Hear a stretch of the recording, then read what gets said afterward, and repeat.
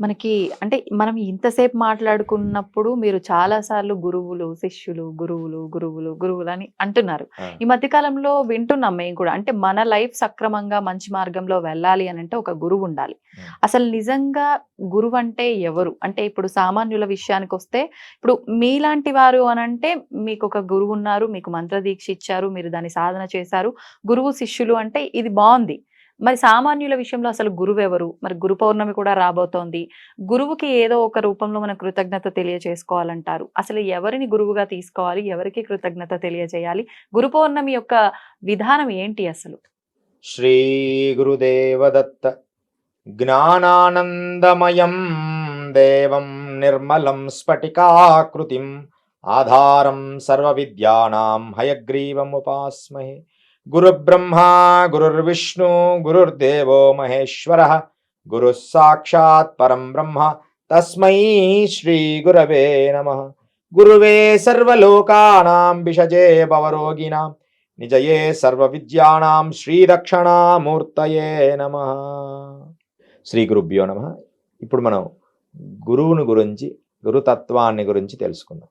గురువు అంటే ఒకటే నిర్వచనం, అజ్ఞాన అంధకారంలో నుంచి జ్ఞానంగా మనల్ని మరలించడం. అది రకరకాల గురువులు ఉన్నారు. మనం బాల్యములో ఒక గురువు ఉంటాడు, విద్యాభ్యాసం నేర్పడం, విద్యను ఎలా సాధన నేర్చుకోవడం, ఇలాంటి ఒక గురువు ఉంటాడు. మరి వారు మనకు గురువే. అక్షరాభ్యాసం చేసిన వాళ్ళు మనకు గురువులే. ఈ గురువులందరూ కూడా భౌతికంగా మనం ఎలా నడవాలో నేర్పుతూ ఉంటారు. జ్ఞానాన్ని, అసలు ఈ జీవిత లక్ష్యం ఏమిటి అని తెలియచేయడానికి వచ్చిన వారే జ్ఞాన గురువు. వాడు గురు పరంపరకు సంబంధించి ఉంటాడు. జ్ఞాన గురువుని మనం ఆశ్రయించాలి గురువు అంటే. అందుకని మనం గురు పౌర్ణమిక, వ్యాస పౌర్ణిమ, దీన్ని గురు పౌర్ణిమ అని కూడా అంటారు. వ్యాసుని ఆరాధించుకోవడానికి, గురువులను ఆరాధించుకోవడానికి ఒక రోజు. అందుకని ఇది వ్యాస పౌర్ణిమ, గురు పౌర్ణిమ అని మనం బోధిస్తూ వస్తున్నాం. ఈ గురు పౌర్ణమి రోజు మనకైతే ఎవరైతే జ్ఞానాన్ని ప్రసాదించారో వారిని మనం గురువుగా పూజ చేసుకోవడం అనేది గురు పౌర్ణమి ఉద్దేశం. అయితే గురువు లేడు, ఇలాకి గురువు లేడు, మరి మేము ఎవరిని గురువుగా ఆరాధించాలి అంటే దక్షిణామూర్తిని గురువుగా అనుకొని మనం ఆరాధించవచ్చు. దక్షిణామూర్తిని మనం ఎప్పుడు వారిని ఎలా పెట్టాలంటే ఉత్తరముఖంగా ఉన్న చిత్రాన్ని పెట్టి ఉత్తరముఖంగా దక్షిణామూర్తిని ఆరాధించిన గురు పౌర్ణమిగా ఆరాధించినట్టే. అయితే గురువు అంటే అంధకారమును, అంటే మనకు అజ్ఞానాన్ని తీసివేసి జ్ఞానాన్ని ప్రసాదించడానికి ఒక మార్గం. వారు మనకు గురువులు. అందుకని వారి పాదధూళిని వారి సేవించాలి. అందుకని జ్ఞానమూలం గురుర్మూర్తిం, పూజామూలం గురు పదం, మంత్రమూలం గురుర్వాక్యం, మోక్షమూలం గురుకృపం అన్నారు పెద్దలు. జ్ఞానాన్ని ప్రసాదిస్తాడు, మంత్రాన్ని ప్రసాదిస్తాడు, మోక్షాన్ని, అతనే నిజమైన గురువు. ఈ మూడు విధానాలు ఎవడు చెప్తాడో వాడు గురు. జ్ఞానమూలం గురుర్మూర్తి, ఒక మూలం. జ్ఞానం కలగాలంటే గురువుని చూస్తుండాలి. వాళ్ళెవరు? దక్షిణామూర్తి. పూజామూలం గురుపదం, వారి పాదాలు చూస్తూ మనం పూజించాలి. మంత్రమూలం గురుర్వాక్యం, వారు ఏ మాట చెప్తే అదే మంత్రం. మోక్షమూలం గురుకృపం, మోక్షాన్ని ప్రసాదించాడు గురువు. అయితే ఇక్కడ మరలా ఒక విధానం ఉంది.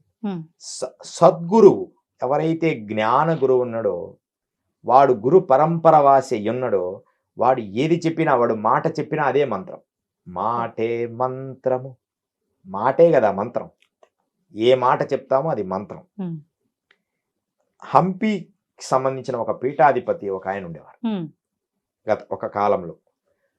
ఆయన దగ్గర ఒక అతను వచ్చి నాకు గురుదీక్ష ఇయ్యండి అని అడుగుతాడు. ఇందాక చెప్పానుగా, ఎవరన్నా వచ్చి గురుదీక్ష అంటే చూద్దాంలే అంతే, లేకపోతే వెళ్ళండి గురుదీక్ష మీకు ఇయ్యము. మాకు ఎందుకు రండి గురుదీక్ష అని అనలేదు. ఇన్నిసార్లు పోతాడు, రోజు పోయి స్వామి ఏదన్నా మంత్రం వేయండి గురుదీక్ష ఆయన వెళ్ళు. అలా వెళ్ళంగా వెళ్ళంగా వెళ్ళంగా ఒకరోజు కోపం వచ్చి అలా కూర్చుంటాడు. వాడు అలా అలా పెడతాడు. వాడిని, గురువు గారిని కనీసం తగిలితేనన్నా ఏమన్నా చెప్తాడేమో ఆయన విసిగించడం మొదలుపెట్టాడు. పెద్ద ఆయన. వాళ్ళు కాబట్టి ఎక్కువ చండాలమైన బూతులు తిట్టరు కదా. వాడిని ఆయన పాదాల దగ్గర చీకట్లో తెలియకుండా ఇలా తగిలేడు. ఎవడు రాను అన్నా. గురుదేవా నేను. ఎవడు రా నువ్వు అన్నాడు. గురుదేవా నేను అన్నాడు. అనగానే, నువ్వా ఎందుకు వచ్చారని గురుదీక్ష. హే పోరా దున్నపోతా అన్నాడు. మరి ఇంకా బుజ్జి రాత్రిపూట అమ్మ బంగారు వచ్చి ఏదో చీకట్లో తగిలితే కోపం రాదా ఏంటి? అంత పెద్ద ఆయన ఏదో అనుష్ఠానానికి పోతున్నాడు, అది స్నానానికి, పోరా దున్నపోతా. ఇంకా వాడు వెళ్ళిపోయాడు. వాడు వెళ్ళిపోయి కొన్నాళ్ళు రాలేదు, వాడు ఇంకా రాలేదు, వాడు వెళ్ళిపోయాడు. వాడు ఏం చేశాడు, గురువు నోటి నుంచి దున్నపోతనే మతం వచ్చింది అని వాడు ఏం చేశాడు, రోజు కళ్ళు మూసుకొని ఓం దున్నపోతే నమః, ఓం దున్నపోతే నమః అని సాధన చేశాడు. ఇతను పీఠాధిపతి, అదే మంత్రం ఇంకా అంటే సనాతన ధర్మములో కొన్ని వందల సంవత్సరాల నుంచి ఉన్న పీఠాధిపతి హంపి, ఆ కర్ణాటక ఆయన. అందుకని మరి అన్న పదం ఎంత గొప్పది, మామూలుడు కాదు, నిన్ను తిట్టింది. అందుకని ఓం దున్నపోతు అని మొదలుపెట్టాడు. కొన్నాళ్ళకి ఆయనకు దివ్యశక్తి వచ్చేసి. అయితే ఒకసారి ఏం చేయాలంటే హంపి రాజులు ఏం చేశారంటే ప్రజల కోసము వ్యవసాయ భూములకి నీటిని అందించడానికి ఏ మార్గంలో కాలువలు దోవిస్తున్నారు, వ్యవసాయానికి నీళ్లు అందించాలని. ఆ మార్గాన్ని ఈ గురువు గారికి అప్పచెప్పారు కొంచెం బాధ్యతగా. అంతటా ఇలా ఇలా ఎలా బాగుంటుంది స్వామి, మరి ప్రజలకు నీళ్ళు అందించి. ఆయన కొంచెం జ్ఞానంతో ఆలోచించి ఇలా అని అంతా చేస్తాడు. అయితే అది మరలా చివరికి ఆ నీళ్ళన్నీ పోయి ఒక దగ్గర కలవాలి కదా, మరలా ఆ నీళ్ళన్నీ మరలా వ్యవసాయం అందించి మరలా ఒక స్థలంలో అందాలి. అలా అందించాలనే ప్రయత్నం చేస్తున్నప్పుడు ఒక పెద్ద బండరాయి అడ్డం వచ్చి, పెద్దది, ఇంకా చివర, ఇంకా అది అయిపోతే అది నీళ్ళు ఆ కాలువలో కలిసిపోతాయి. అది లేకపోతే ఈ ప్రజలకు నీళ్ళు రావు, అది ఒక్కటి తీసేయాలి, మిగతా అన్నీ వచ్చినాయి ప్రజల కాలువలన్నీ. కరెక్ట్గా ఏ పెద్ద చెరువు ఉందో ఆ చెరువు నుంచి నీళ్లు తీసి దగ్గర మాత్రం ఒక బండరాయి వచ్చింది. ఈ బండరాయిని తొలగించడం రాజులకు సాధ్యం కాదు, ఎవరికి సాధ్యం కావడం లేదు. అది లోపల నుంచి ఉంది, పగలగొట్టడానికి సాధ్యం కావడం లేదు, అది ముక్కలు అవుతుంది. ఏం చేయాలి? అప్పుడు గురువు గారిని మళ్ళీ పిలిచారు. గురుదేవా, మరి దీనికి ఏదైనా ఉపాయం చెప్పండి, ఇది మార్చలేము, ఈ కాలువ మార్చలేము, మారిస్తే మళ్ళీ ఇంత కాలువ వేస్ట్ అయిపోతుంది, ఈ రాయిని తీసేయాలయా, ఏం చేయాలని చెప్పి అలా ఆలోచిస్తూ ఆ రాయి దగ్గర కూర్చొని ఆలోచించి ఏం చేద్దాం. గురువు ఈయనకు మాత్రం ఏం చేస్తాడు, గురువు అయిపోయా ఓం నమ శివాయ అని ఆలోచిస్తూ ఉన్నాడు. స్వామి పరమేశ్వర, ఏదో ఒక మార్గం చూపించాయా, ఏం చేద్దాం అని చెప్పి ఆ మార్గం చూపించు అని చెప్తాడు. అని చెప్పి అప్పుడు అక్కడ దూరం నుంచి ఒక అతను చాలా బ్రైట్గా, అంటే ఒక వెలుతురులాగా, ఒక శక్తివంతంగా ఒక ఆయన నడుచుకుంటూ వస్తున్నట్టుంది. దగ్గరికి పోతుంది. ఎవరు బాబు నువ్వు అని గుర్తుపట్ల, బ్రైట్నెస్ ఉంది, ఎవరు బాబు నువ్వు అంటే, స్వామి నీ శిష్యుడు అంటాడు. నా శిష్యుడా? నా శిష్యులు ఎవరు లేరే, నేను ఎవరికి దీక్ష నీయలేదయా అంటాడు. కాదు స్వామి, ఒకరోజు మీరు నన్ను తిట్టారు, దున్నపోతా అన్నారు, అప్పటి నుంచి నేను దున్నపోతును సాధన చేశాను, నాకు దున్నపోతులో ఉన్న యమధర్మరాజు వాహనం నాకు దర్శనమిచ్చి నాకు దివ్యశక్తిని ప్రసాదించింది అన్నాడు. అప్పుడు ఒరే పాడైపోను, నేనిచ్చాను, నువ్వు చేశావు, అది వచ్చింది, ఎలా నమ్మయా అన్నాడు. కాదు గురుదేవా, నిజంగా మీరు నా గురువులే అంటాడు. ఇక అప్పుడే ఏంది గురుదేవా మీరు ఇక్కడ ఉన్నారు ఏంటంటే, ఒరే ఈ రాయి అడ్డం వచ్చింది నాయన, ఈ రాయి తీస్తే గానీ మనకు నీళ్లు పారవు అని చెప్తే, మీకెందుకు గురుదేవా, మీ శిష్యుడిని నేనున్నాను కదా, అసలు శిష్యుడే కాదు వాడు, జస్ట్ పోరా దున్నపోతా అనే మంత్రమే, మీకెందుకు గురుదేవా, నేనున్నాను కదా, ఎలా చేస్తావు నానా అంటే, మీరు అలా కూర్చోండి అని చెప్పి ధ్యానం చేసి అమ్మడే దున్నపోతుని పిలిచాడు. యమధర్మరాజు వచ్చి ఒక్క కొమ్ములతో ఒకటే వేటు ఆ బండ గిండ ముక్కలైపోయేది పైకి లేచి పడింది. ఇప్పటికి కూడా అది సాక్ష్యంగా ఉంది కర్ణాటకలో, ఇప్పటికీ ఉంది ఆ రాయి. ఆ కాలువలు ఆ కాలువలు అంటే ఇంక ఇప్పుడు మార్చేయలేరు, కానీ ఆ కాలువ రాయి స్థలము ఇప్పటికీ ఉంది. ఆ రాయి నెడితే మొత్తం అంత పెద్దదో, అది పాతాలు ఎక్కడి నుంచో ఉంది, అది పైకి లేచి పక్కన పడుతుంది. అదంతా బూడ్చి అందజేసి అక్కడి నుంచి చక్కగా మళ్ళా ఊరి ప్రజలందరికీ నీళ్ళు అందించారు. మరి ఏది మంత్రం? మాట మంత్రం కాల, ప్రమాణం కూడా ఉంది ఇప్పుడు మనకి. అంటే మాట అది ఎవరు అనాలి? మంచి గురువు, పరమ పూజ్యమైన గురువు కావాలి, సనాతన ధర్మము తెలిసిన వాడు కావాలి, వాడు నిష్ఠాగరిష్ఠుడు కావాలి. నీ దగ్గర చాలా మంది ఈ మధ్య గురువులను చూస్తున్నామ్మా. నేను గురువు అనేదాన్ని చెప్తున్నా అర్థం. నాకు పరమేశ్వరుడే గురువు, నాకు పరమేశ్వరుడు దివ్యశక్తిని ప్రసాదించాడు, నేను ఇప్పటి నుంచి మీకు గురు బోధ చేస్తున్నా. చరిత్రలో అలాంటి గురువుల్ని ఆశ్రయించకూడదు. అలాంటి ఆశ్రయించిన తర్వాత మంచి జరగవచ్చేమో మీకు, కానీ అది ఏదైతే లాస్ట్ ఎండింగ్ ఉంటుందో అది మిమ్మల్ని గమ్యాన్ని చేర్చదు. గమ్యాన్ని చేర్చాలంటే పరంపర గురువులు పైన ఉండాలి. మనం వెళ్ళినప్పుడు మా పిల్లోడే అని వాళ్ళు చెప్పగలాలి, వాళ్ళ సోల్స్. పరమ గురుతత్వాన్ని ఆశ్రయించి ముందుకు నేర్చుకుపోవాలి. వీళ్ళు గొప్పవాళ్ళే వీళ్ళందరూ. శివుడు దర్శనమిచ్చిన వీళ్ళందరూ గొప్పవాళ్ళే, నేను వారి గురించి అనడంలే. వారికి దివ్యశక్తి ఉండొచ్చు, కానీ పరమ గురువుల నుంచి మీరు జ్ఞానాన్ని పొంది ఉంటేనే గురువు. వారి మార్గంలో ఒక భాగమై ఉండాలి మీరు. ఇలా మాట మంత్రమే గురువు. అలాంటి మాట మంత్రము చెప్పే గురువుని మనం ఆశ్రయించాలి. అందుకనే జ్ఞానానందమయం దేవం, జ్ఞానాన్ని ప్రసాదించేవాడు కావాలి. మనం శంకరాచార్యులు మధ్యమ శంకర పరంపర పీఠం అయితే ఇంకా మంచిది. వాళ్ళు ఏదైనా ఆ పరంపర ఒక పీఠం, సనాతన ధర్మము నుంచి ఉన్న పీఠం, జ్ఞానం, వేదం, ఉపనిషత్తు, బ్రహ్మసూత్రాల భాష్యాలను చక్కగా నేర్చుకున్న పీఠం, చాతుర్మాసాలు చేసిన వ్యక్తి, చాతుర్మాసం చేసిన గురువు. 16వ సంవత్సరం నుంచి చాతుర్మాసం చేస్తూ వచ్చాం. 4 నెలలు ఒకే దగ్గర ఉండి చాతుర్మాసాలు చేయాలి. ఇన్ని చాతుర్మాసాలు చేయాలి. దాదాపు 8వ ఏటన యజ్ఞోపవీతం అయి ఉండాలి. అంటే ఇలాంటి గురు పరంపర పీఠాన్ని మనం గురువుగా ఎంచుకోవాలి. అలాంటి పీఠమే మనకు శంకర పీఠము. లేకపోతే అలాంటి గురువుల్ని మనం ధర్మ గురువులుగా ఎంచుకుంటే మన గమ్యం బలంగా ఉంటుంది. మిగతా వాళ్ళందరూ మనకు మేలే, వారి వారి స్థాయిని బట్టి. ఇది అనమాట. అందుకని మనకు గురు పౌర్ణమి, వ్యాస పౌర్ణమి వస్తుంది. ఆ రోజు మనం చక్కగా భగవద్గీతను చదువుకొని, మనకు కృష్ణుడు పరమ గురువు. ఎవరైతే గురువో వాళ్ళని మనం ఇప్పుడు తెలుసుకుందాం. మొట్టమొదట శ్రీకృష్ణ పరమాత్ముడు మనకి గురువు. రెండోది వ్యాస భగవానుడు, వ్యాసుడు మనకు గురువు. మూడవది శంకరాచార్యుడు, వారు మనకు పరమ గురువులు. గురువు అనే శబ్దానికి వీరే, మిగతా వాళ్ళందరూ వీరి నుంచి తర్వాత వచ్చిన వాళ్ళే.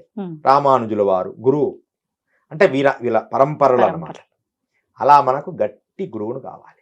మొట్టమొదట వ్యాసులు, వ్యాసో నారాయణో హరిహి, వ్యాసుడు మనకు గురువు. శ్రీకృష్ణ పరమాత్ముడు, వాణ్ణి జగద్గురువు అంటారు. జగద్గురువులు ఎవరంటే వ్యాసులు, శ్రీకృష్ణ పరమాత్ముల వారు, తర్వాత శంకరాచార్యులు. మనకు కృష్ణ పరమాత్ములు జగద్గురువు, వ్యాసుల వారు జగద్గురువు, తర్వాత శంకరాచార్యులు జగద్గురువు. ఇప్పుడు ప్రతివాడు జగద్గురువే. వాడి పేరు ముందు బ్రహ్మశ్రీ జగద్గురువు, లేకపోతే బ్రహ్మశ్రీ జగద్గురు. అందరూ ట్యాగులు వేసుకోవడమే బోర్డుల మీద. శ్రీ శ్రీ శ్రీ. ఎవరిచ్చారు నీకు శ్రీలు? ఎవరిచ్చారు బ్రహ్మశ్రీ అని? ఒక పెద్దల నోటి ద్వారా, పెద్దల నుంచి రావాలి. ఇప్పుడు సిద్ధయోగి ఒక గురువు నుంచి మనకు వచ్చింది పేరు. మనం ఏదో పెట్టండి గురువు గారు నాకు సిద్ధయోగి అని అనకూడదు. వారి సహజంగా వారు మహాసిద్ధ పురుషులు. వారు వారానికి ఒక్కరోజే బయటకు వస్తారు. ఇప్పటికి కూడా ఉన్నారు గుజరాత్ లో. వారు వారానికి ఒక్కరోజే వస్తారు. వారు వచ్చి నాన్న ఈ రోజు నుంచి సిద్ధ గురువు స్పష్టంగా మనకు తీర్మానం చేయాలి. సరే స్వామి అని శిరస్సు వంచి అలా నమస్కరించా. పక్కనున్న శిష్యుడు ఎప్పుడు మాట్లాడిన వాడు ఈయనతో మాట్లాడుతున్నాడేనని ఇలా దగ్గరకు వచ్చి చూస్తున్నాడు. ఆయన ఎవ్వరితో మాట్లాడేవారు. అరే ఈయనతో ఏం మాట్లాడుతున్నారు, ఎప్పుడు ఎవ్వరితో మాట్లాడి ఎరగనమాట. వారానికి ఒక్కరోజు, ఈ రోజు కూడా వారు ఉన్నారు తపోవనంలో. గురువు అంటే వారు అలా సహజంగా చెప్పాలి. నాన్న సిద్ధ గురువు, నాన్న ప్రణవ యోగానంద. ఒక గురువు మనకు బాల్యంలో చైతన్యం అని ఇచ్చింది. ఇట్లా గురు పరంపర అనేది సహజంగా గురువుల నోటించి రావాలి. నాకు ఇవ్వండి స్వామి, నాకు సన్యాసం ఇవ్వండి స్వామి, నాకు పీఠం ఇవ్వండి స్వామి. ఇప్పుడు ఇది ఎక్కువైపోయింది. ఇది వీళ్ళు గురువులు కాదు. గురువు నా భవతి. గురుహు యుక్తుక్తే జ్ఞానం విజ్ఞానం ఏవ ఇది గురుహు అని సంస్కృతం చెప్తుంది. జ్ఞానం ఉండాలి, విజ్ఞానం, ఈ రెండు కలయిక గురువు. ఒట్టి విజ్ఞానం ఉందనుకో, వేదం ఉపనిషత్తులు అద్భుతంగా చెప్తారు, వాడు గురువు కాజాలడు. గురుహు యుక్తుక్తే జ్ఞానం అంటే సమయస్ఫూర్తితో ఉన్న జ్ఞానం ఉండాలి, దానితో విజ్ఞానము తోడవ్వాలి. ఆ రెండు పాదుక, గురు పాదుక ఇది జ్ఞానం. ఆ రెండు కలిపి ఉన్నవాడే గురువు అవుతాడు. ఇది గురువు రహస్యం. అలాంటి గురువును మనం కొంచెం ఆలస్యమైన పర్వాలే, 2 ఏళ్ళు 3 ఏళ్ళు 5 ఏళ్ళు, మా దగ్గర కనీసం 2 సంవత్సరాలు అయితే గాని గురువు దగ్గరగా రాలేదు మా దగ్గరికి. వాడికి జ్ఞానం కోసం వాడిని పరీక్ష పెట్టుకోవాలి. మా గురువు అన్నారు మొన్న ఒకసారి, మాకు ఒక 2 ఏళ్ల క్రితం యనమండ్ర వేణుగోపాల శాస్త్రి మా గురుతుల్యులు. వారికి మేము శిరస్సు వంచి నమస్కరిస్తుంటాం. వారి దగ్గర ఒకరోజు స్వామి ఇలా ఉంది పరిస్థితి. ఒకసారి నేను చెప్పుకున్న బాధపడి, ఇలా ఉందండి పరిస్థితి అంటే, వాళ్ళు అడిగినా నువ్వు చెప్పొద్దు అన్నాడు. వాళ్ళు వచ్చి మీకు గురుదీక్ష చేయండి అని కానీ జ్ఞానం గురించి చెప్పంటే అది చెప్పొద్దు. వారిని పరీక్ష పెట్టాలి. 2 సంవత్సరాలు 3 సంవత్సరాలు అయిన తర్వాత వారికి చెప్పు అన్నారు గురువుగారు. ఎందుకన్నారంటే అజ్ఞానులకు చెప్పొద్దు అంటున్నాడు. వారు అడిగిన వారు నిజంగా జ్ఞానులైతేనే నువ్వు చెప్పాలి. వీళ్ళకు ముందు పరీక్ష పెట్టి వారు ఆ స్థితికి వచ్చినాక చెప్పు అని వారు స్వయంగా చెప్పు. అప్పటి నుంచి నాకు ధైర్యం వచ్చింది. ఎప్పుడైనా అటు వెళ్ళినప్పుడు గురువు గారిని ఆశ్రయించి, ఇప్పుడు పెద్దవారు అయ్యారు కొంచెం. ఇట్లా గురువులంటే అలా వారు ఎప్పుడైనా ధర్మాన్ని ఎవరికైనా యూనివర్సల్ గా నేననే కాదు ఎవరికైనా వారు ధర్మాన్నే బోధిస్తారు. గురువు అంటే అది. గురువు అంటే జ్ఞానం మాత్రం బోధిస్తాడు. ఆ జ్ఞానం ఎలా నడవాలో బోధిస్తాడు. అలా అదమ్మా గురువు పరంపర అంటే అలాంటిది. ఎంతమంది గురువులు శ్రీ విష్ణు శివుడి నుంచి మొదలుకొని గురు పరంపర కావాలి మనకు.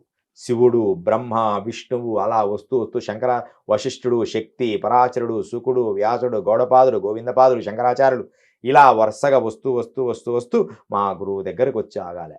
మన గురువు పైన ఆయన ఉండాలి. అంటే ఆ పరంపరలో స్పష్టంగా ఉండాలి లింకు.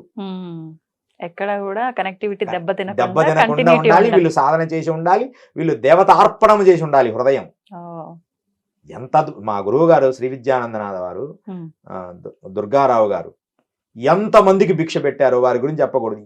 ఈ రోజు శ్రీయానందనాథ నుంచి వచ్చిన వాళ్ళు మా గురువు గారు దుర్గారావు గారు, వారి కుమారులు కూడా ఎంతో మందికి విద్య నేర్పించారు. వారైతే ఇంకా అపర ప్రేమ. వారు చూస్తేనే నాకు ఆనంద బాష్పాలు వస్తుంటాయి. మా దుర్గారావు గారు అయితే వారు అప్పుడు బాలా త్రిపుర సుందరిది శ్రీ విద్యానందనాథ వారి పేరు గురు పరంపరలో. వారు ఎప్పుడు బాలాదేవితో మాట్లాడుతుంటారు. ఇలా ఇలా ప్రత్యక్షంగా అమ్మ రాత్రిపూట ఎప్పుడు మాట్లాడుతుంటారు. ఎవ్వరు పోయినా జ్ఞానాన్ని, వాడు జ్ఞాన స్వరూపుడైతే జ్ఞానం బోధిస్తుంటారు. వారు మాట్లాడుతూనే ఉంటారు. మనం ఓపికగా వినాలి. ఒక్కోసారి అమ్మవారులు ఐక్యమై వారు అమ్మవారిలాగా మాట్లాడుతుంటారు. అప్పుడప్పుడు ప్రమాణపూర్వకంగా, విద్యాపూర్వకంగా, మంత్రపూర్వకంగా వారు మాట్లాడుతుంటే మనం ఓపికగా వింటుండాలి. రాత్రి 11, 12, 1, 2 తెల్లవారుజాము 3 గంటల వరకు మాట్లాడతారమ్మ. మనకు ఓపిక ఉండాలి. చక్కగా అలా కూర్చుంటాడు. మనం లేపనుకో అమ్మవారితో మాట్లాడతాం. ఇంక రోజు ఇదే పని. వారు ఏకభుక్తం ఒక పూట అంత తీసుకుంటాడు, అంత ఏదో ఆ క్షీరం తీసుకుంటాడు తప్ప ఎప్పుడు అమ్మవారి. ఆయన చూస్తుంటేనే బాల అట్లా పసుపు అంతా రాసుకొని బొట్టు పెట్టుకొని ఇట్లా ఉంటుంది బొట్టు వారి. అలాంటి వారు లేరమ్మా. ఇప్పుడు మనం యనమల వేణుగోపాల శాస్త్రి వారు గురుతుల్యులు. వాళ్ళు ఎప్పుడు వేదమే. నేను ఎన్నోసార్లు 4 ఎప్పుడు వేద శాస్త్రాలను అధ్యయనం చేస్తూనే ఉంటారు వారు. ఎప్పుడు పారాయణలో సాక్షాత్తు బ్రహ్మ గురువులు అనమాట. అట్లుండాలి గురువు అంటే. ఉపన్యాసాలు చెప్తే గురువులు కారమ్మా. ఇప్పుడు మనం ఉపన్యాసాలు వింటాం, వాళ్ళు లోకానికి బోధించే గురువులు. దైవంతో కనెక్ట్ అయిన గురువులు చాలా తక్కువ. వారు మాటే మంత్రం. మొన్న వెళ్ళినప్పుడు నాకు అసలు ఏదో చెప్పా, వారికి వారే ఒక యంత్రం అప్పుడప్పుడు గీసి చూపించారు. మా పిల్లలందరూ ఉన్నారు. ఒక యంత్రం గీసి ఇలా నువ్వు చేసుకోను ఆయన. ఎంత ప్రేమ కరుణ ఉప్పొంగింది వాళ్ళకి. వీనికి మనం జ్ఞానాన్ని బోధిద్దాం. అలా గురువు నుంచి మనం జ్ఞానం వారి నుంచి మనకు కావాలి. అలాంటి గురువులు ఎంచుకోవాలి.